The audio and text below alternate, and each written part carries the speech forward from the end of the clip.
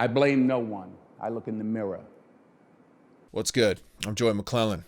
I'm a film director, producer, screenwriter, entrepreneur. My mission is to help individuals find their inner potential and live a fulfilling life by providing some tools I've learned to become the happiest, most confident, and purpose-driven version of themselves. Accountability, ownership, and responsibility. When you see leaders, managers, and bosses blaming others when things go wrong, it's fucking aggravating. It drives me crazy. We see this all the time with political parties, previous generations, and new employees that you onboard into your company. People playing the victim, blaming their problems on everybody else, blaming their problems and their shortcomings and their inability to adapt to a changing job market. They took our jobs. Yeah, they're down. Took our jobs. These people are blaming other ethnicities, religions, sexual orientations. At the end of the day, it's their shitty mindset. You ever wonder why, there's so many miserable fucks out there? They hate their job. They hate their spouse. They're tired. They're out of shape. They're undernourished. They're overfed. They're underslept and overstimulated. And they want everybody else to make them fucking miserable with them. And a lot of that is the result of not being accountable, not holding themselves accountable and holding themselves to a higher standard. Now, one thing that I've learned is that taking ownership is fucking freeing. It's like freedom. It's like weight coming off your shoulders. It puts you in control of your own destiny. Taking ownership for your shortcomings, taking ownership when your team drops the ball, taking ownership when you make mistakes, taking ownership, it builds trust in your team.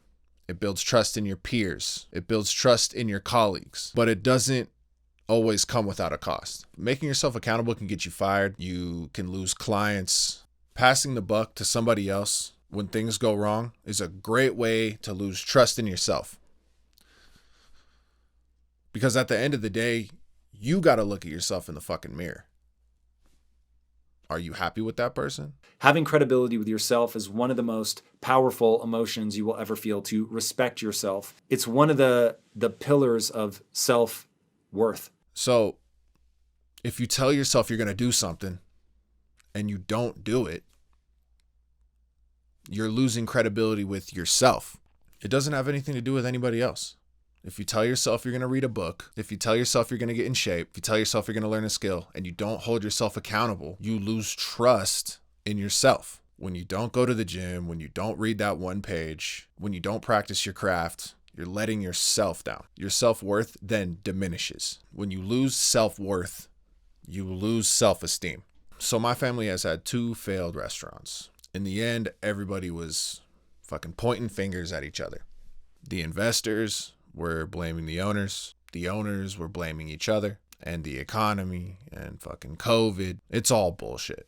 If you make a bad investment, that's your fuck up. Own it. If you were a poor operator, that's your fuck up. Own it. The first restaurant that went under ruined family relationships. It ruined friendships for a lifetime. Now, I was part of the second brew pub. I take responsibility for it failing. I was an owner.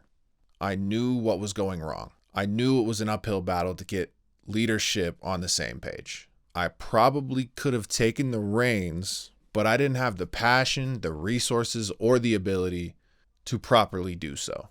So I stepped away, and inevitably it closed. On a film set early on, when I first started directing bigger crews, we had this fucking massive green screen failure. Everyone on my crew, besides maybe the PAs, had vastly more experience than me. Yet, there was still a massive fuck up when it came to shooting these green screen scenes. Basically, it was a post-production nightmare. Many people on my team made mistakes, from lighting to production design to wardrobe. But you know who was responsible for that? Me. It was on me. It was my lack of knowledge, and it was my failure to foresee the problems ahead. I'm the one that approved everything, and we shot anyway. I take full responsibility for all of it because I'm the director. Simple as that. Anytime I've ever been in a rough spot financially, it's on me. Whether I'm not doing enough outbound marketing, content creation, or cold outreach, or making sales calls, or setting up meetings. That's all on me. At the end of the day, I'm responsible for my own life, for my own business, for my own fucking happiness. When you truly say, like, everything that's happening in my world is my fault, you don't make excuses anymore up front. And even if you do, you say, like, hey, here's what's going on, and this is what I'm going to do to get over them. Yeah. It's a big difference, man. It has a huge impact. So here's how I've learned to make myself accountable. I started small. Like, literally, I was small. I used to be very fucking skinny, severely skinny. I was very out of shape. For reference, I'm 6'6", and I weighed 185 pounds. In my early 20s, I thought, gaining muscle was this like impossible task. I never could commit to being consistent enough and eating enough and upping my nutrition so I could gain that muscle. So I started small. I just told myself, just get to the gym. Just get there. And you'll figure it out when you get there. Then I just upped my frequency by going 3 days a week instead of 2. I started drinking protein shakes. I started eating more. I started doing the basic lifts. Then I made my meals a little bit bigger. Then I went 4 days a week. And I just slowly upped the frequency, upped the nutrition. I made going to the gym a non-negotiable. I was going to do it regardless of how much sleep I got, of how I felt that day.